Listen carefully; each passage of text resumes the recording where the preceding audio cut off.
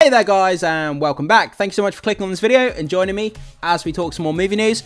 So we're going to be talking about a brand new live action adaptation of the Street Fighter video game. It looks like there's a new movie coming, and it looks like they've just landed a director. I mean, I'm all excited for this. I grew up in the 90s on the Sega Mega Drive playing the Street Fighter games. I absolutely loved it. You invite a friend round, you're sat there with your gamepad, you're not really playing Street Fighter, you're just kind of mashing the buttons, just trying to kick each other's asses with your characters, and it was so fun. Had so much of a great time in my childhood playing the Street Fighter games. So I would love to see this franchise done well in a live action adaptation, because it's kind of dear to my heart, this franchise. Obviously, they've been doing great with the Mortal Kombat franchise. We got the Mortal Kombat movie a few years ago. I think it was released on HBO during the pandemic era. And we're getting Mortal Kombat 2. I think that comes out this year, if I'm not mistaken. And it looks like Street Fighter is trying to get into the live action adaptation as well. So it'd be great to see both Mortal Kombat and Street Fighter both having great live action adaptations, which would be really cool to see. But anyway, let's break down this information and let's see what's going on with this Street Fighter movie. So this comes to us from comicbook.com. Legendary's adaptation, of the Street Fighter video game franchise has found the new director. Deadline is reporting today that Kitao Sakura, I think that's how you say it. I'm sorry if I'm butchering this. Kitao Sakura has signed on to the movie following the departures of Danny and Michael Philippou last year. This is not the first time Sakura has directed a video game adaptation. He previously served as a director on multiple episodes of Twisted Metal. Oh, wow, that's pretty cool. So this director he's got experience directing live action video game adaptations, which is cool. And the directed episodes of Twisted Metal. By the way, we're getting Twisted Metal 2 this year with Anthony Mackie. That looks like such a fun series. I saw the first season. I had a great time with it. Not the best, pretty goofy, pretty silly, but it looks great, and I can't wait to see the second season. Make sure you check out the trailer for the second season if you haven't seen it, just to go off on a tangent. Given the positive reception of the Peacock series, that could bode well for Sakura's take on Street Fighter. In addition to Twisted Metal, Sakura directed the Netflix film Bad Trip and was both director and executive producer on the Eric Andre Show.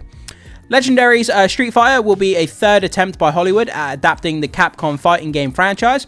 In 1994, Universal Pictures released the first Street Fighter movie, which was directed by Stephen E. D'Souza and starred Jean-Claude Van Damme, Paul Julia, and Ming-Na Wen. Yeah, I remember, guys, like I say, every couple of years you have to go back and watch that movie. It was so bad, but at the same time, it's such a classic Street Fighter movie. I mean, it's just campy, it's cheesy, it's ridiculous, but it's just so fun to watch. You invite a few friends around, you put it on, you have a few beers, and just have a laugh, and it's just one of those films.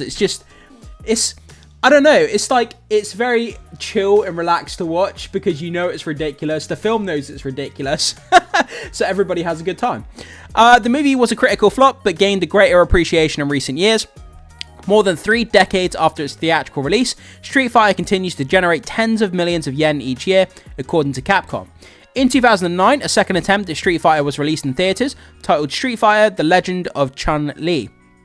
The film was panned by critics and audiences alike. It remains to be seen whether Sakura's Street Fighter will find greater success than the first 2 films, but a lot has changed in years since. Hollywood has clearly seen the financial benefits that can be found in making more faithful gaming adaptations. Yeah, I mean, we're beginning to fall into the era now of video game adaptations.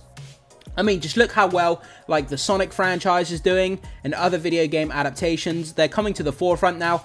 As the superhero hype begins to slowly decline, video game adaptations is where it's at. It's the next big fad in Hollywood, and looking for fresh IP to adapt is what studios are trying to do.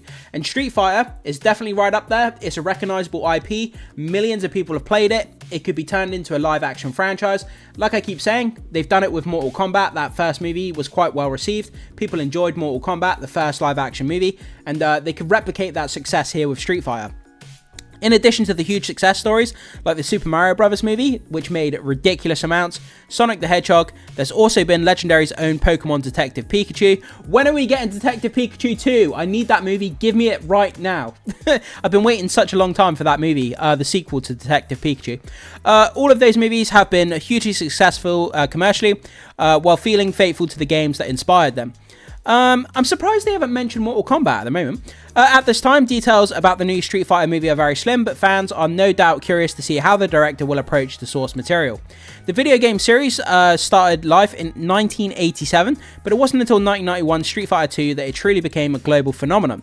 The game introduced several fan favourite fighters, including series staples such as Chun-Li, Blanka, M. Bison, and in years since, the series has added a plethora of additional characters that could be brought to the big screen.